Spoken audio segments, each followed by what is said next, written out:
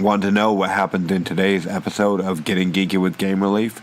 Well, hold on until after the two sponsors that are bringing today's show to you, and we'll give you a brief description. Today's episode of Getting Geeky with Game Relief is proudly being powered by Nod Studios, who is bringing you their first game, TradeWarz, a game of kings. The Game of Kings is a 5X empire building game in resource management, strategy, and military might, where you zealously need to rule. Have you seen their Kickstarter yet? It is crazy awesome. Their statues, not just miniatured, but these are quality statues, one per player. They are awesome. I would go and jump on and check out their Kickstarter page. It just looks awesome, everything about it. I really like it. And if we can afford it, hopefully the Leafs will be back in this great game. Getting Geeky with Game Relief is also proudly being powered today by Stupid Users Beta. Beta is a unique, fast-paced, ever-changing, item-looting, army-building card game. As soon as the Leafs can get over this nasty cold, we'll be bringing you our preview and let you know what we thought of this great game that launches to the Kickstarters near you on Tuesday, the 4th of September, coming to you from Damp Ventures. If you want, go back and listen to our episode last week, which we talked to Matt and Mandy all about their new game coming out. Now, for a brief description of the show. Do you think I sound all nasally? Well, I probably do, because we have a cold going on in the household of the Leafs. So, to help out, Princess Leaf stole the mic from me to give you this week's Kickstarter Corner. If you like listening to her, I would definitely recommend. And if you just want a cute, really cute Kickstarter Corner, go ahead and give that a listen. We go over 8 games on the Kickstarter Corner. 8 great games that are currently on Kickstarter that you can go ahead and check out. Some of them ending really soon. Some of them have funded, some of them haven't yet. But you be the judge. Go check them out. And then after that, we will be bringing you a great interview in which I sat down with Dustin, who is one of the co-hosts and creators of Board Gaming with English, a new podcast that I really like. They do episodes and they make their episodes like lesson plans and whatnot, and they do both teacher as well as student editions. So it's anyone learning English, they go over different games that will help you, and using games in the classroom. It's really informative and I really like it. So you should definitely check out Board Gaming with English. We'll leave links in the show notes. So hang on until after Kickstarter Corner to hear our interview with Dustin from Board Gaming with English. Note, in this interview, as we did it last week, I don't sound so snuffly unless I sound like this all the time. You be the judge. Now, let's jump into it, shall we?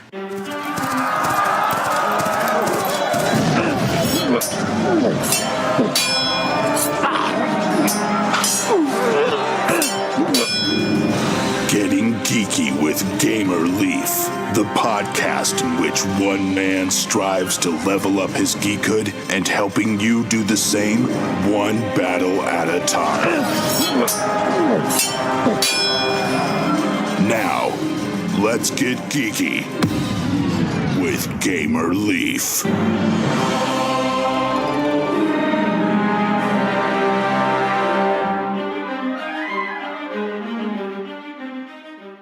What is this place? What is it doing here in the Leafs computer? Oh, it's Kickstarter Corner with the Leafs. Let's get on to Kickstarter Corner. So guys, I had to do Kickstarter Corner because my family wasn't feeling good and my dad throat hurt. So I'm going to be talking about Kickstarter. So we have Afterverse Sci-Fi Tabletop RPG. Afterverse is a sci-fi tabletop RPG game featuring an expansive and versatile world and the D6 bank game system. They are past their goal. They are $1,000 and 621 past their goal. Their goal was 8,000, but now they're at 9,621. They have 138 backers and 70 hours to go. So on September 4th, so that's cool. Next we have Dragon Dreams Alumnus Ages card game. Standalone and expandable card game. Choose one of 4 decks or combined all. Choose your dragon gold and dominate. Fast, fun, easy to learn. And so Unfiltered Games is a backer, and basically it looks like they might be going for goal on the 5th of September. And yeah, it looks like they might be going for goals for like $23 USD per pack. Kickstarter price only $32 AUD a deck. And their conventions. Oh, and the cards look so cool. I think I like the dragon one. They're all dragons, but I like the purple one. And it says, okay, here's more information. Dragon Dreams, 10 and up, 2 to 4 players, and so half an hour. It's 20 to 30 minutes. Oh, I forgot to talk about Scifi Tabletop RPG. Let's see, does it? Ooh, it has a book. Guys, it has a book. So cool. Read it. Oh, so cool. They have stretch goals. $8 for Kickstarter funded. And they already got basically funded. Yay! Or they might get funded. Okay, let's see. $15,000 more art for additional pages of full-colored art for the book. Hardcover, $20 K. All software books get free updates to hardcovers, $30 K. Secret is $40 K. And another secret is $80 and K. Let's see, they don't tell you how old you have to be to play and how long it takes. Anyway, on to Simple Plies 30 board game. I'm just going to say STG. Do you trust your reality? A board game for 1 to 5 players that explore the theme where your universe may just be complex, simple. Sorry, I don't know how to say that. Maybe Dad will say it. 3 realities, 3 modes, 1 game. They are past their goal, and it looks like they have funded 100% funded in 18 hours.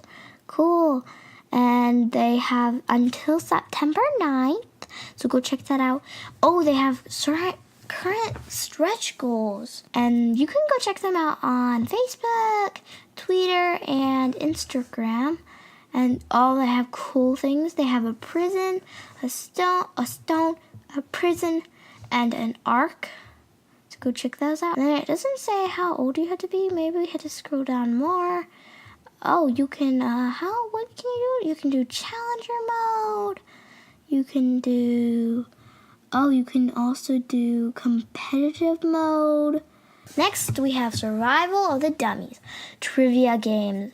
Can you think like a genius while acting like a dummy? This twist on trivia party game will test your skills. It is funded. It will be done in 8 days, which is on the September 10th at 9:08. So you better get on that. Oh, and here's something. Oh, we did an interview with him, the creator. Can you pat your head, rub your tummy, and name the plants in our solar system with time running down? Do you like laughing with others while they try to compete? Another fun other fun and bizarre tasks, then check out Survival of the Dummies, a party game of the underachievers. In this trivia-based party game, teams take turns answering questions while being distracted by ridiculous or frustrating instructions. Back the full game on Kickstarter, or try before you pledge with a free print at home demo at www.survivalloftthedummies.com and subscribe. Sorry my voice is a little like this. I'm kind of sick. Anyway, Battle Bosses is a multiplayer miniature battle area game for 2 to 6 players where each player controls an epic boss and their minions. 12 days to go on September 14th, Friday at 12 at midnight. Oh, midnight. Okay, so they have USA friendly shipping. They have Australia friendly shipping. They have Canada Okay, this is the friendly shipping. USA, Australia, Canada, and EU. You don't know how to say that. And they have Day 1 project. Track this project today. And they have a $30 tournament trier. Choose 2 bosses from the roster.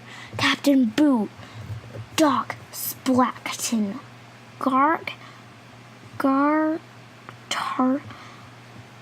RYU, Mikabot, and the guy.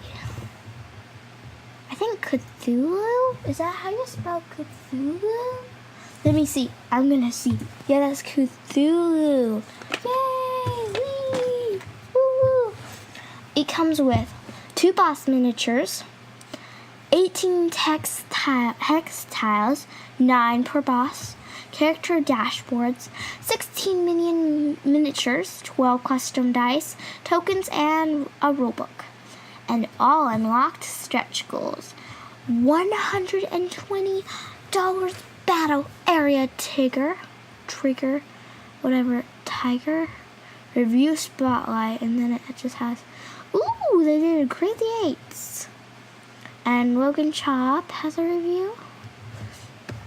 Okay, sorry guys, I'm going really slow. I'm thinking, why am I going really slow?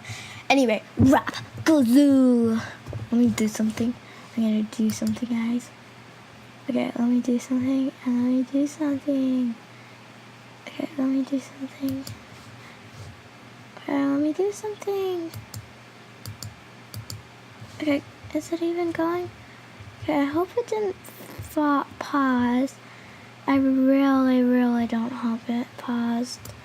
Is it pausing? Okay, good, it's playing. Is it playing? Are you playing, dude? Dude, are you playing? Are you okay, dude? Can you hear me, dude? Oh, I don't think you can hear me. I think you can't hear me. Oh, yeah, I don't think you can hear me. Oh, yeah. I'll be right back. Hey, I need to tell you something. Rap Gazelle, the hip-hop strategy and storytelling board game by the next rap god. Okay, let's get back to that. Sorry, guys. Okay, be the next rap god. Build your rap skills, money, street cred, and start beef with other rappers to get the most record sales. Okay, so hip hop from your tabletop. Hey, that rhymes. 20 days to go, which they end on Friday, September 21st. And it's the best unpublished tabletop game. So cool. It for 2 to 4 players, 30 to 60 minutes, so half an hour to an hour. Ages are 14 and older, but you can probably play it younger. Easy to learn. 13 unique, playable hip-hop rock sizzle with unique creator things. And now we have No Escape by Uman Games. It relaunched it, guys. It relaunched. Yay! So it's called No Escape. Is a competitive maze building. Take that game for 2 to 8 players. Can you escape Titan Station? 25 days to go. They end on September 27th at 10:50 a.m. It's 2 to 8 players, 13 and up. So it's half an hour to an hour. Okay, guys, I'm so sad. I can't play this. And then Unfiltered Gamer said, the never-ending hallway of disaster is waiting for you. I really like this game. Then it says how to play, and it has cute little people and portals, energy tokens, and player meeples. And so cute. 2 dice. And, oh, this is from the Dice Tower preview is coming up. And yeah, so cool. Last but not least is Jack Wagon's new party game, a strategic party game for you people. Players perform challenges to earn badonka dollars. The most money after 60 to 90 minutes wins. You ever played Truth or Dare as a kid? Well, this is similar to that. You're trying to earn badonka dollars. The one we can get behind is a family-friendly version in which you want to play option number 1 because it's PG-13. Play the family-friendly way. Play with the green challenge deck only by removing the jacked up cards and excluding the Jack Wagon deck. Our family-friendly version, acceptable for teens ages 13 and up. And this one you still have through Sunday, the 16th of September. So a little bit less than 2 weeks to go. So check out that one by Jack Wagon on the Kickstarter. Like usual, we'll leave all the links in the show notes so you don't have to go search them out, especially with all the influx of Kickstarters that have recently hit. Now we join this interview already in progress. Now, let's get geeky with Gamer Leaf.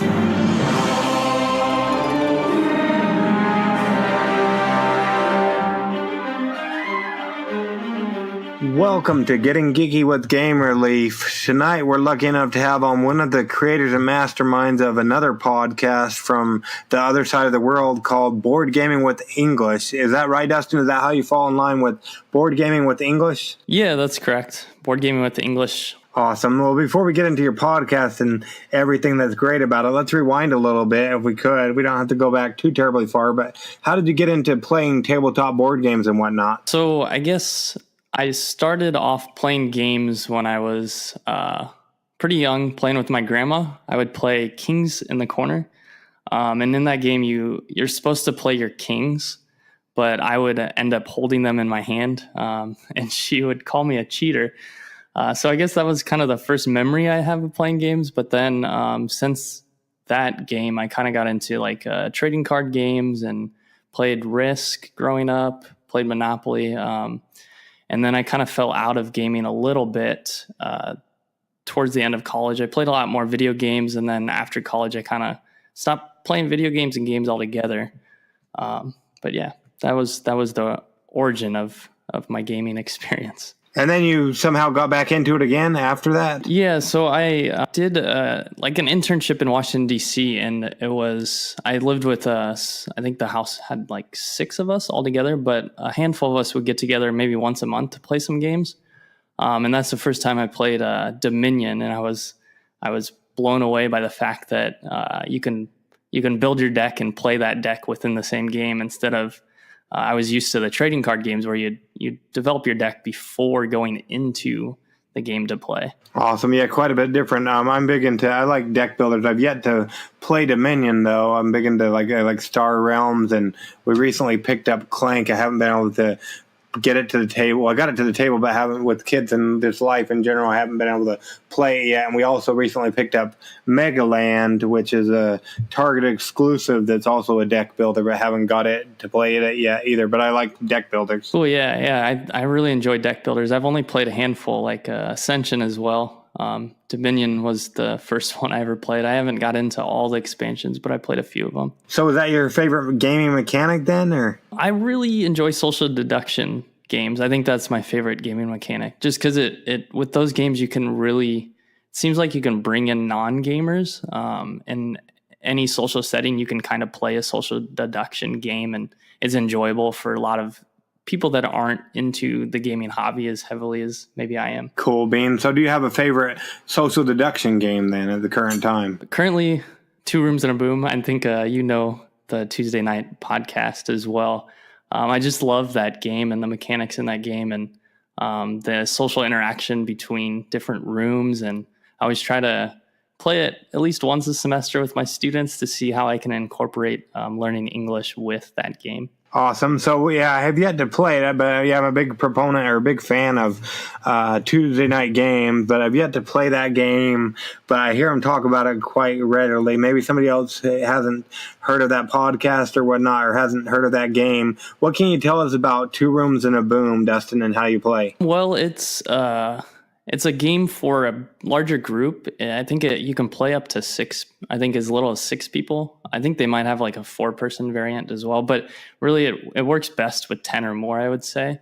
And I was doing a summer camp not too long ago, and I introduced a friend to it, and he said he played it because I didn't help with the summer camp the following week, but he said he played it for like 3 or 4 hours a day with all the TAs and teachers after teaching classes. So it's a really fun game, but you do need at least, I would say, 10 people. And does it take 3 or 4 hours, or he just got carried away? No, the game's supposed to take, I think, like 12 minutes. I think it depends on how many rounds you do, but it's a really quick game. They just played multiple games every day. Oh, wow. Yeah, it sounds like he likes it. That's good. So, yeah, and how does play work? Like, per se, well, I guess there'd be more people or whatnot.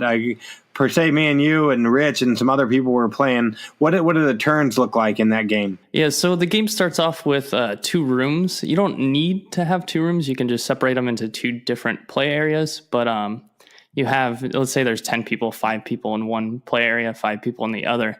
And in that play area, you might have some people on the blue team, which is the president team, and you might have some people on the red team, which is the bomb team.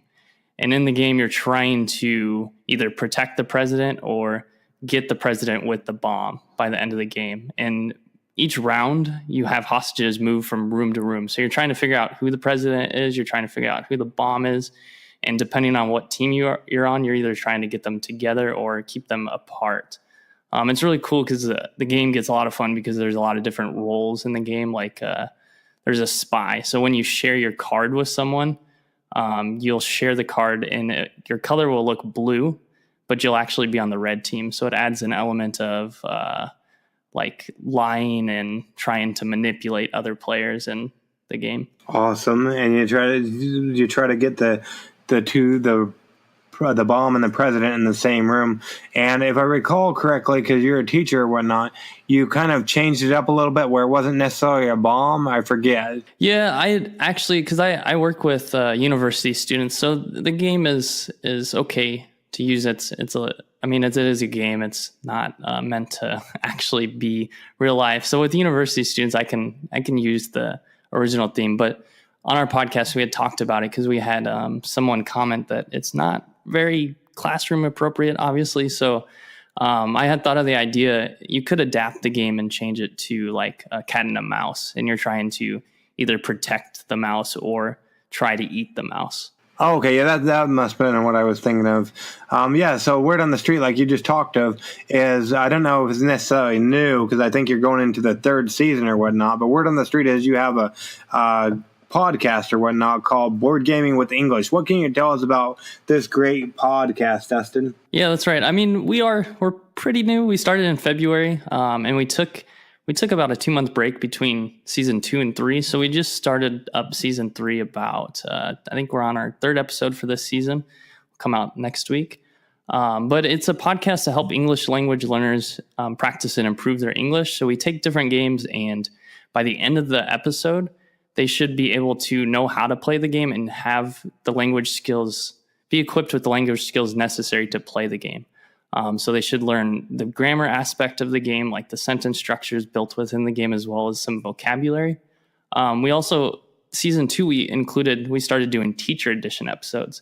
So we got a lot of feedback from our listeners, and a lot of listeners were teachers.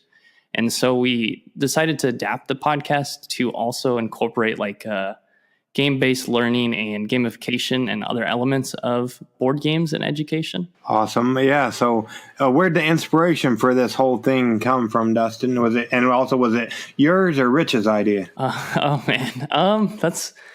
I guess I haven't really sat down and consciously thought about where the inspiration came from, but I mean, I always try to engage my students in class, and I've noticed that games really help to do that. A lot of the times in my lessons, I would try to figure out how do I incorporate a fun activity that also helps them learn the language objectives that I'm teaching.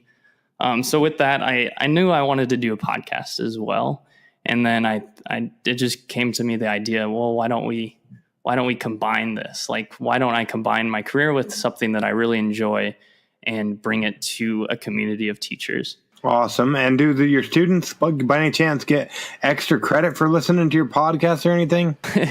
Yeah, I give them an option to listen to the podcast each week if they want to. I haven't had a lot of students take me up on that offer, unfortunately.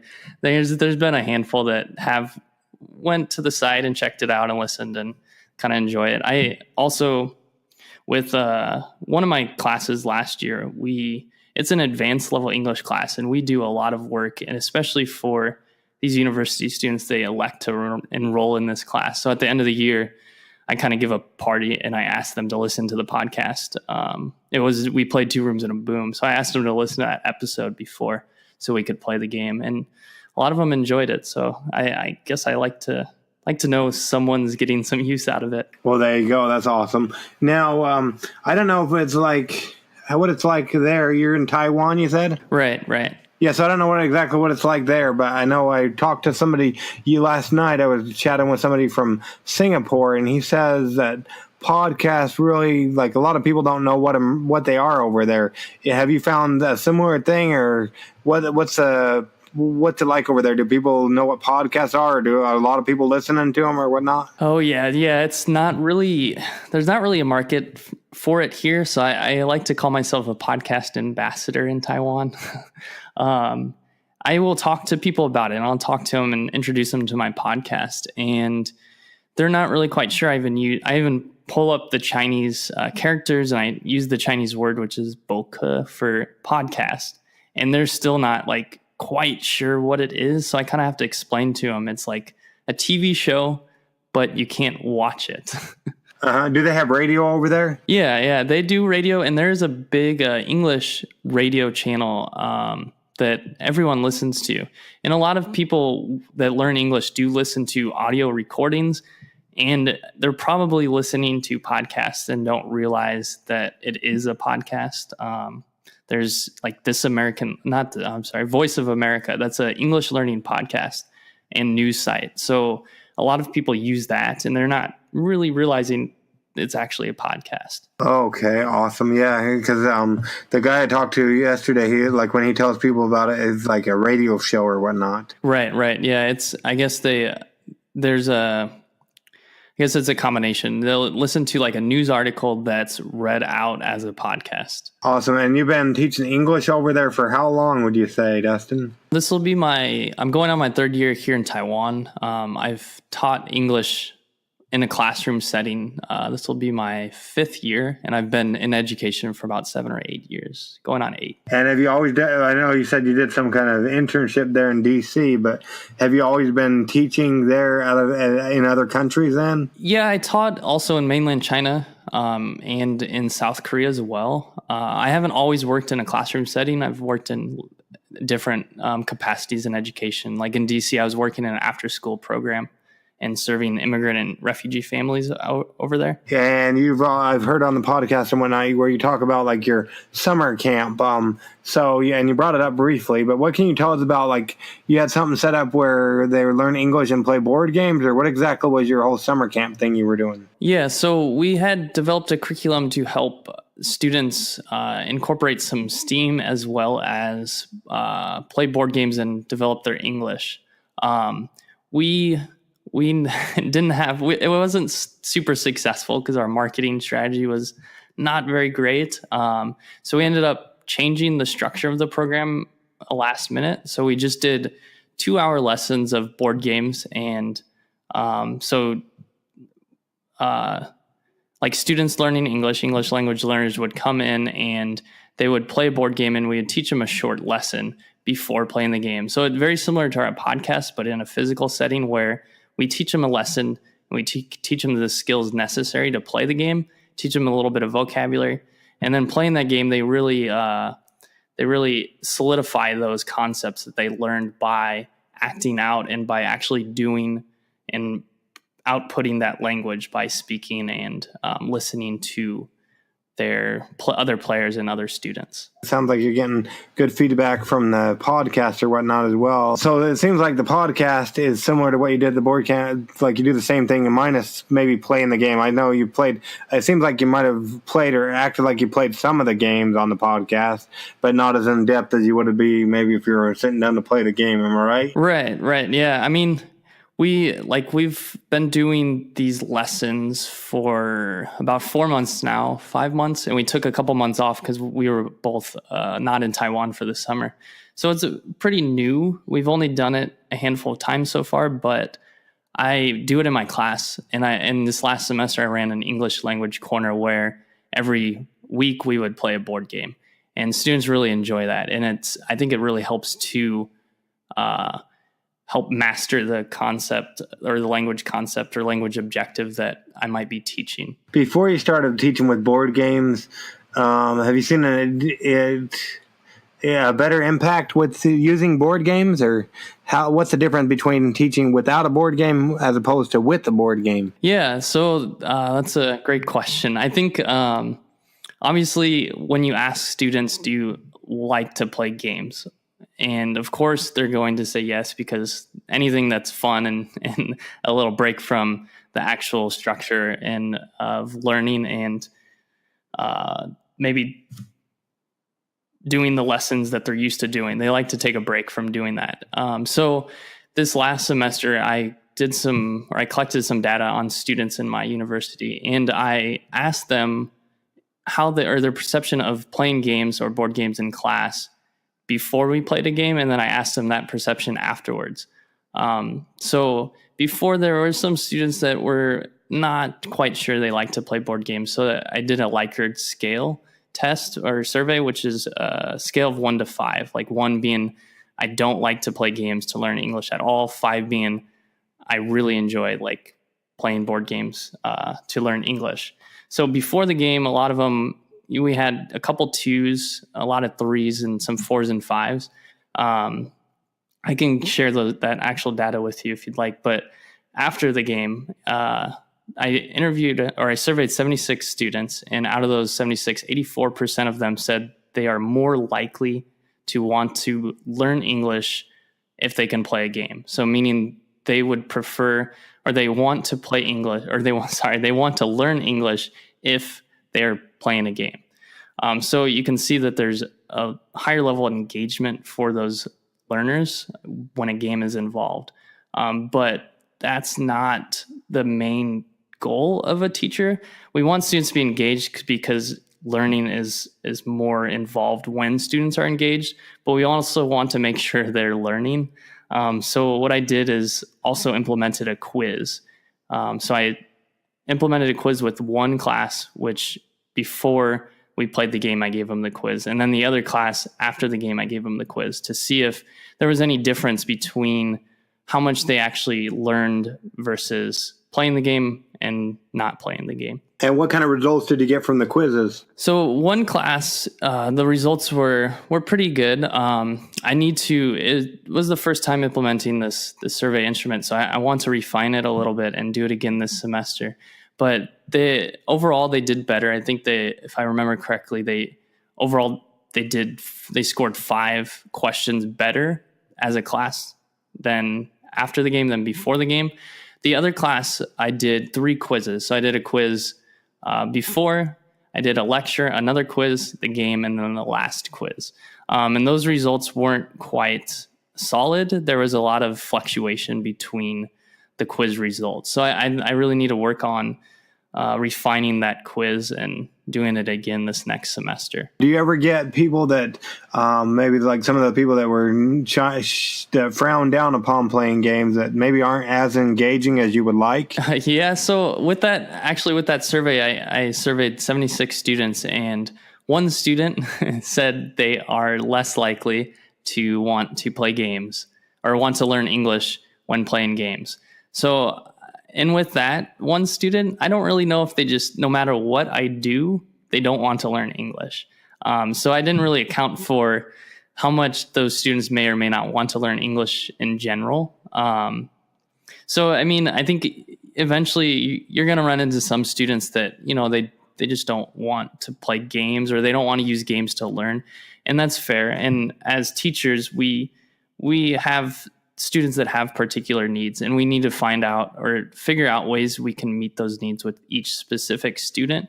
But at the same time, we can't meet all our students' needs at the same time always. So we kind of need to figure out how do we make the most impact across all the students. For sure, and it's almost like a board game, because I was talking to somebody the other day, and no one board game is going to please everybody. Right. I mean, yeah, as teachers, it's difficult because there's all different types of learners. So we really need to just focus on how can we make our content accessible in different ways to each individual student. So per se, maybe people who are listening aren't necessarily teaching English, maybe, but they are teachers or homeschool or different things. What kind of suggestions or what advice would you offer in regard to just plain teaching with board games, not necessarily English? Yeah, so that's a great question. It's hard for me to answer specifically because I don't have as much experience using games in different subject areas, but one thing I can say is play more games. So I've been playing games now for about 2 years, where I've been really involved in like trying to play as many games as I can when I have free time. And sometimes it's part of what I do professionally. But now that I've played enough games, I can really take a game or look at a concept within a game and see how that might apply to my teaching and my curriculum or my content. Word on the street is, well, I guess not word on the street, but when I listened to the podcast a while back ago, you guys' podcast, you talked about some kind of, that you actually created a game in regards to negotiation. Is that right? Negotiating? Yeah. So I teach university students. This next semester, I'll teach writing and international students, and but normally I teach business English. Is what it's called. It's not exactly business English. It's more of a marketing term. But yeah, so we try to help them develop skills in the English language, like negotiation and understanding what vocabulary and what kind of grammar structures or phrases you might need to use to negotiate. So I developed a game that each group had a company, and in that company they started with a certain number of resources, and they each had an objective they had to meet. So in order to meet their objective, they might give up resources that would cost their company money. The idea is to work towards this win-win goal. So if they give up a little bit to help the other company, it'll help them meet their objective, which will, in the long run, give them more points in the game.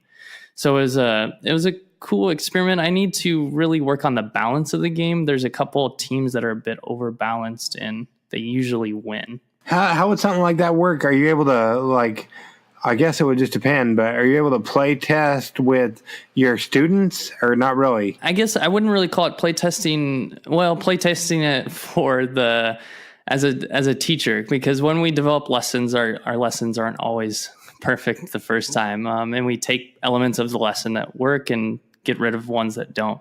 So with this, it's more a game for the classroom. It possibly could potentially turn into something that can be played outside the classroom, but it's really designed to give English language learners the opportunity to sit down and discuss and work on how they can make a deal with another company. So it was last semester when I did this, so it's been a few months, so I'm trying to remember. But I would give them time to kind of look at their resources, decide what deal they want to propose, and then I ask each company to come up, and they have to use their language to propose a deal to another company. And then they go sit down, another company comes up, and they do the same. And at the end, I give them a round to discuss, and then I ask each group to propose a deal, and I give them the grammar structure they need to accept a deal or to refuse a deal. Yeah, that's really cool. And then I like on your podcast, I like how when you do that portion where you like go over the sentence structure and stuff, like what they would need to, like when I want to say mainly it's when you're like asking the question or whatnot, but like you go over the different things. I thought that was pretty cool on your podcast, and especially I like the jingle. I only heard it a couple times or maybe more, but let's play a game. I don't even remember the words. Do you know? It's something about when you're ready to play a game or something. Yeah. Yeah. I think I didn't know, like I wanted some kind of transition to signal the difference between like our grammar lessons and vocabulary lessons and playing the game. And so I think it's something like, let's do it. Let's play. Yeah. So.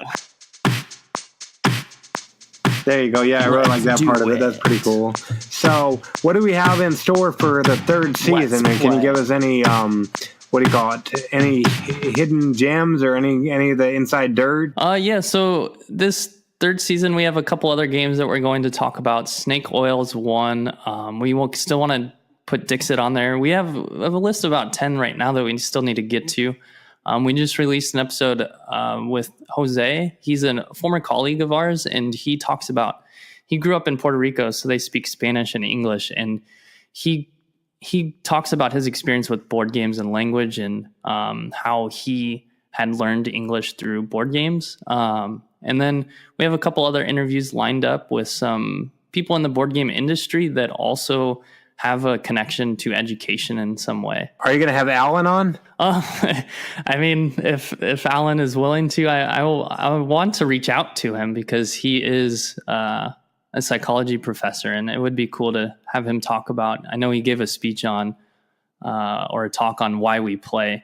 I watched that on YouTube. It's really interesting concept of why we play board games. Was that at the Shucks? The thing you did at Shucks a while back ago? Yeah, it was. Yeah, I think so. It was, I don't know, because I just discovered Tuesday Night Podcast shortly when we started our podcast. I think last October when we started planning for it. That's when I first discovered Tuesday Night Games. So did you binge listen like I did? Because I had to get through, I got through all of the episodes really quick, and then, yeah. So now I'm caught up. Yeah. I was on my Chinese New Year break in January, February this last year, 2018. I think I listened to like 60 episodes in a week or something. Well, there you go. Yeah. So that's what I usually do. If I find a new podcast, I binge listen, and then they're all done. And then I get kind of frustrated that they only come out once a week. Yeah. I mean, for us, it's hard to get even one a week. I mean, we try to record and have some ready to go, but with both of us teaching full time and our schedules don't always align, and we need some free time. So once a week for us is tough. That's why we do our season breaks to give us a little break. Yeah, I guess we'll do it. We'll be patient with you. I guess that's fine. So what do the seasons look like, Eric? Like, is there going to be so many episodes per season, and then you get a break, or how's that look? Yeah, we do 8 episodes per season, and we take 2 weeks off to help with maybe setting up some interviews or recording a couple episodes for the next season. During the summer, this last summer, we took a 2-month break. That was 1 month was planned of it. The other month was just some technical issues with my computer, actually. But you got it all figured out with your computer. It's good to go now. Yeah, it's all set now. I mean, it's a newer Mac, and I know there are some issues with the keyboard, and that was what was causing some problems. So I could still operate it, but it just took a little bit longer to get it fixed. Maybe somebody's not been listening. They've been doing their chores or sleeping because they get tired of hearing my voice or whatnot. But now they're suddenly jolted awake so they don't hit the oncoming traffic or whatnot. Why should they go ahead and take a chance or listen to Board Gaming with English, especially with all the other great board gaming podcasts there are out there currently, Dustin? Yeah, that's a good question. I mean, we're a bit unique, and we're kind of a niche podcast as well. The Learner Edition episodes are really geared towards English language learners or English language teachers, and they can use them in their class and help their learners develop language skills and also engage their students.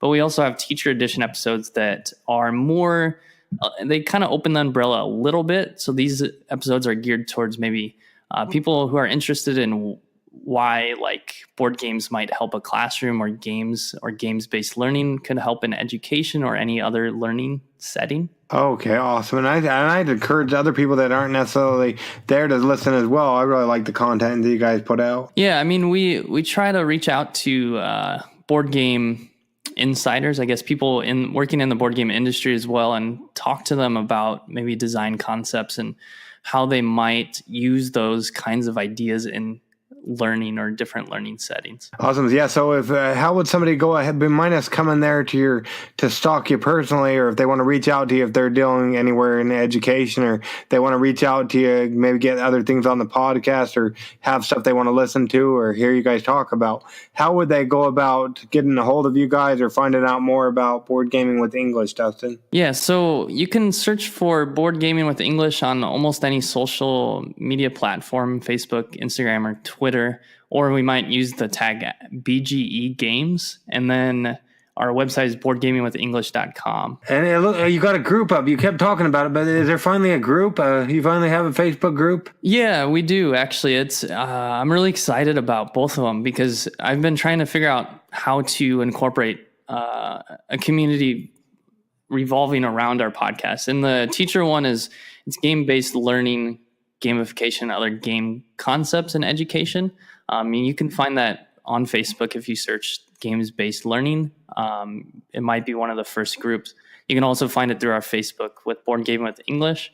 And then the learner one, I'm really excited about this one too, because I've been trying to rack my brain around how do I engage English language learners with games online.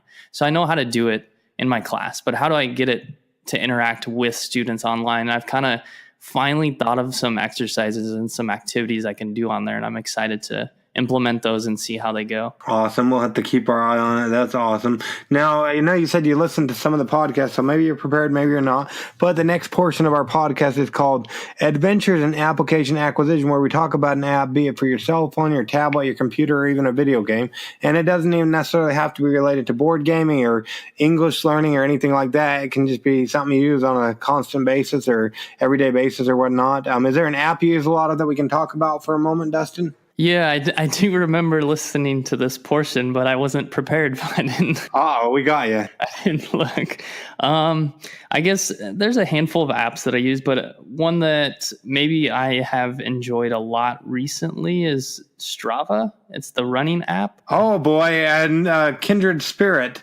Awesome. Maybe somebody else out there isn't a runner. I know about it, and I use it on a regular basis, but maybe somebody out there listening doesn't.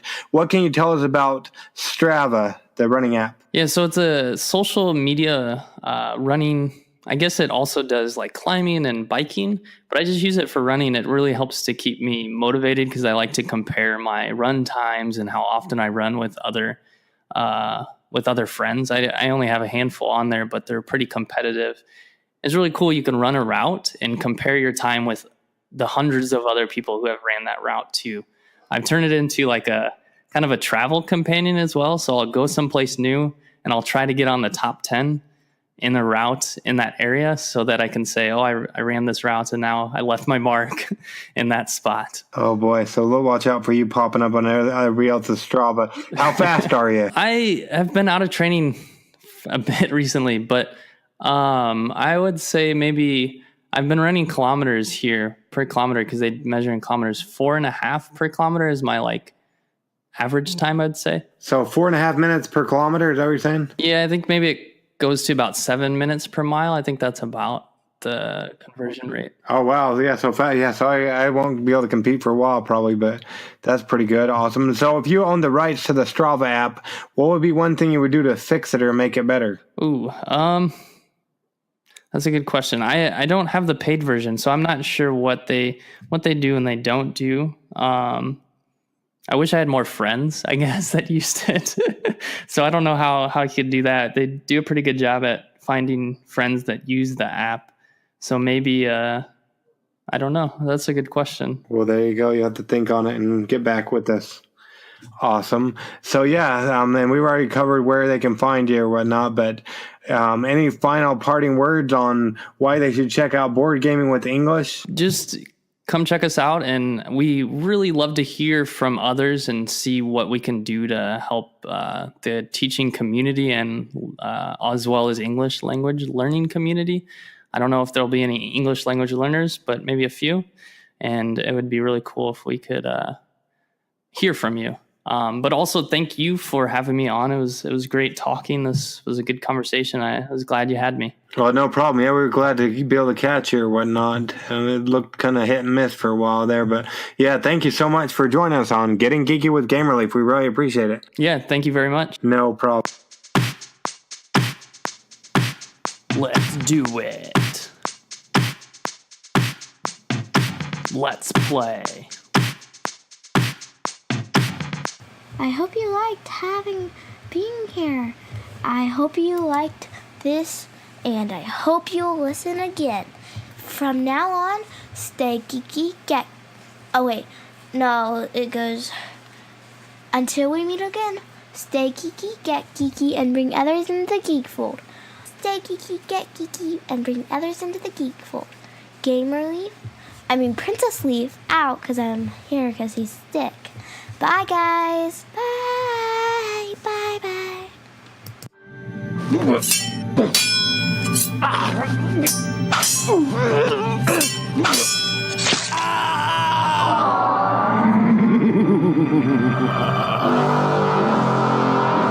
Game over.